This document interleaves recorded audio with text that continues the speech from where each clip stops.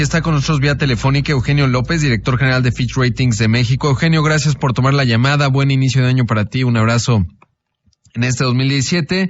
Y pues me voy rápido a lo que importa, Eugenio, y es pues estas observaciones que hicieron con respecto al gasto de las entidades en los estados como consecuencia del aumento en los precios de los combustibles. ¿Cuál es el análisis que están viendo en Fitch a propósito de esta coyuntura? Buen día, Rodrigo. Feliz año. Gracias, igualmente para ti. Y te preguntaba, Eugenio, pues ¿cómo están viendo desde la óptica de Fitch en cuanto al análisis de riesgo del país el impacto del aumento en los precios del combustible en cuanto a las finanzas de los estados? Emitimos un comunicado de prensa dado la publicación a su vez del 27 de diciembre de Hacienda de la metodología para determinar los precios de la gasolina y el diésel y cómo la forma de cálculo fijo o el monto en pesos fijo del IEPS que forma parte de la recaudación federal participable no cambia. Todo el beneficio del incremento en gasolinas y diésel va para Pemex. Entonces, lo que sí estamos considerando es que ninguna entidad consideró los aumentos de la gasolina y de alguna manera en su gasto operativo tendrá un impacto, teniendo presente, Rodrigo, que la ley de disciplina financiera de las entidades federativas y municipios les obliga a partir de este año a tener un balance en su presupuesto. Entonces, de alguna manera, este ajuste, que puede ser menor o no, o podría no hacerlo, dependiendo de la entidad, van a tener que hacer ahí el ajuste en otra partida. Por supuesto. Ahora, ¿cómo se computa o si se computa, digamos, si se toma en cuenta lo que estamos viendo en términos de el descontento social?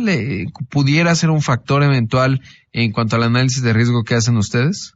En definitivo, dentro de los aspectos que cubre nuestra metodología es el entorno económico y de la entidad que estamos calificando, del estado o el municipio. Y lo que hemos estado viendo en los últimos días, donde parte de las empresas, el comercio está cerrando sus puertas, tiene un impacto. Esperemos que esto sea momentáneo y no tenga una duración que impacte la actividad económica de las entidades.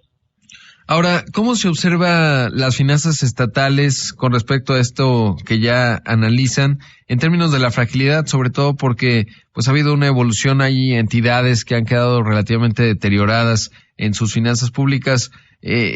¿Cuáles son, digamos, dónde ubicarías los que son más sólidos versus los que quizás son más frágiles en esta coyuntura 2017?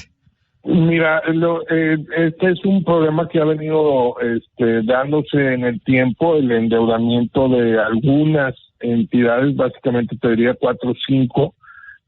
A nivel total, vemos que hay la capacidad de endeudamiento como sistema o como todo como un todo, y ciertamente, como comentas, tienes estados como Veracruz, Quintana Roo, Nuevo León, Chihuahua, donde hay problemas de endeudamiento, y que la nueva ley que se publicó el año pasado de disciplina financiera de las entidades federativas y municipios acota y establece mecanismos para ordenar las finanzas públicas en el tiempo.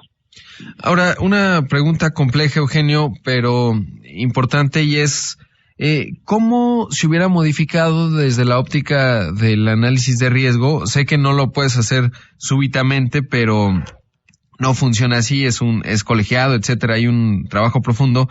En función de si no hubiese habido este IEPS, si el ajuste no fuera tan drástico de lo que ha mencionado el secretario de Hacienda, 200 mil millones de pesos, eso, en caso de que no se hubiera aplicado y se pusiera esa presión sobre las finanzas vía endeudamiento, ¿qué hubiera pasado desde la óptica de la calificación de México?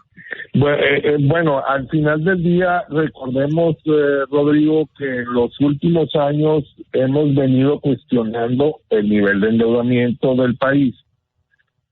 Y la señal que mandamos el año pasado de cambiar la perspectiva tiene su origen básicamente en dos grandes preocupaciones. Por un lado, el crecimiento económico.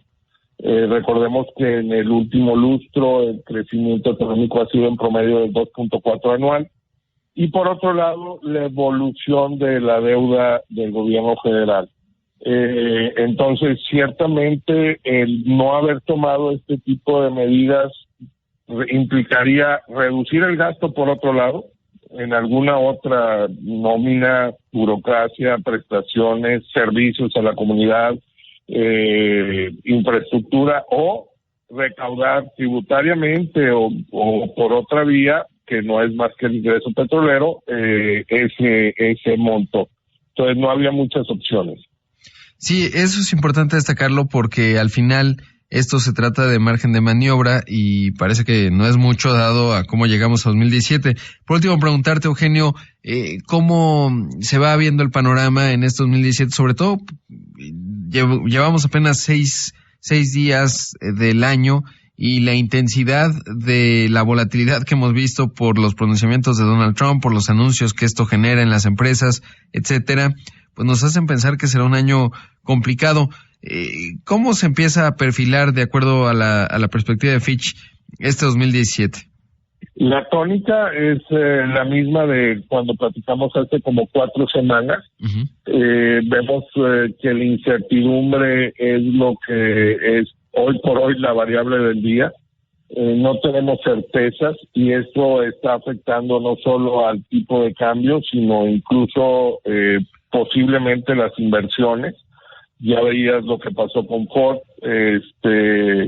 y todo el efecto multiplicador de tener esa inversión con todos los proveedores que iban a desarrollarse en San Luis. Entonces, estamos viendo un panorama incierto, donde nuevamente el nivel de endeudamiento, el impacto del tipo de cambio en la inflación o las presiones que podrían venir por el lado inflacionario, el nivel de endeudamiento de algunas entidades públicas y privadas, algunas de ellas en el sector privado en dólares, pues evidentemente van a tener ese impacto negativo. Por supuesto. Pues Eugenio López, director general de Fitch Ratings en México, te agradezco mucho como siempre y estaremos hablando seguramente porque habrá mucho que comentar en el ámbito estatal y por supuesto a nivel federal y en las distintas acciones de calificación que toma Fitch. Muchas gracias. A tus órdenes. Buen día. Buen día. Bye.